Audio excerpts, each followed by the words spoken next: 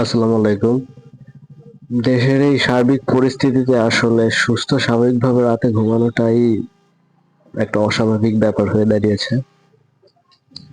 দেশের আসলে এই অবস্থার জন্য কাকে দায়ী করবেন?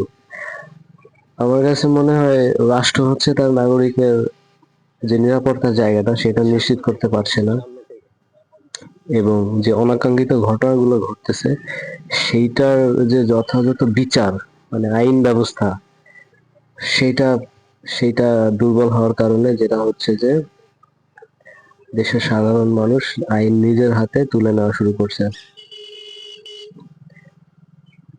তো ঢাকার মতো একটা বাংলাদেশের সেন্ট্রাল পয়েন্ট থেকে একজন কিলার গুলি করে সে আরেকটা দেশের বর্ডার সীমানা পার হয়ে আরেক দেশে চলে যাচ্ছে এবং এর মধ্যবর্তী যে সময়টুকু সেই সময়ের মধ্যে বাংলাদেশের বিখ্যাত বিখ্যাত বা যে গোয়েন্দা সংস্থা আছে এনএসআই দেন হচ্ছে এদিকে আইন প্রণয়নকারী যে আহ সংস্থাগুলো আছে police, army, RAB, BGB, border guard এরা কেউই আহ এই আসামিটাকে ধরতে পারলো না এবং সে বর্ডার ক্রস করে আরেকটা দেশের সীমানায় চলে গেল।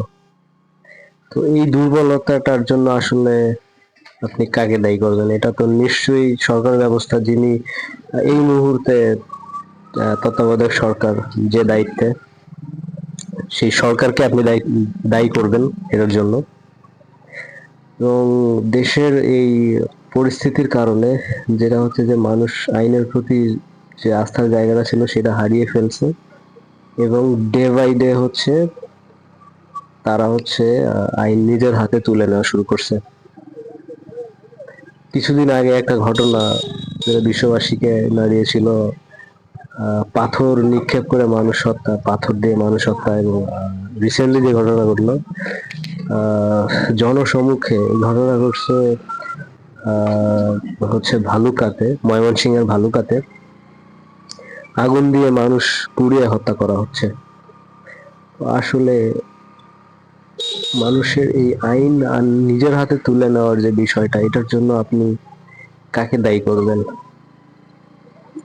অবশ্যই আমার কাছে যেটা মনে হয় দেশের তত্ত্বাবধায়ক সরকার যে এই মুহূর্তে বাংলাদেশের সার্বিক পরিস্থিতি নিয়ন্ত্রণে আনতে পারছে না, আইন আইন প্রয়োগ করতে পারছে না বা আইন প্রয়োগের পরে যে বিচার ব্যবস্থা সেটি নিশ্চিত করতে পারছে না। একের পর এক অনাকাঙ্ক্ষিত ঘটনা ঘটছে আমাদের দেশে এই মুহূর্তে, কিন্তু কোনো ঘটনারই আসলে আমরা যে প্রাপ্য শাস্তি, আসামির যে প্রাপ্ত শাস্তি সেটা নিশ্চিত হচ্ছে না এবং এটার কারণে আইনের প্রতি মানুষের আস্থা হারিয়ে যাচ্ছে দিন দিন।